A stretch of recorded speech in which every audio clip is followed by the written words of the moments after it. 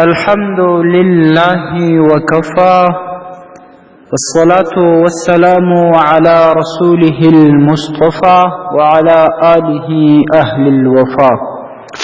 محترمو یورور پختنه کړې ده چې که زنانه د جنابت په حالت کې وي او ماشومې ورته ژاړي نو دا ماشوم ته شیدې ورکولی سي که نه په حالت جنابت کې.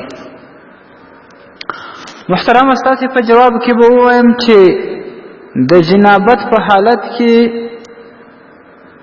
زنانه خپل ماشوم ته بالکل شیدې ورکولی سي، خپله هم خوراک او څښاک کولی سي او خپل ماشوم ته هم خپلې شیدې ورکولی سي.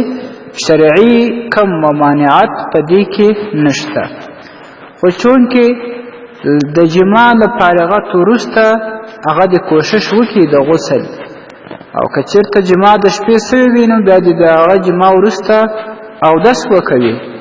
که یې صرف اودس هم نسو کولی، ورته تکلیف و ډېر زیات، نو بیا دې صرف استنجا ووهي، د هغه وروسته بیا که اوده کېدل او که ماشوم ته تې ورکوئ که هر کار کوئ نو بیا چې کله ورباندې سهار شي بیا به خپل غسل کوي.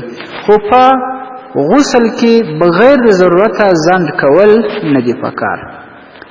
الاختیار لتعلیل المختار اول جلد صفحه 19 او داشان حلبی کبیر جلد اول صفحه 49 الفتاوى التاتارخانیه جلد اول صفحه 292 او همداشان الموسوعة الفقهية شپاړسم جلد صفحه 4. والسلام عليكم ورحمة الله وبركاته.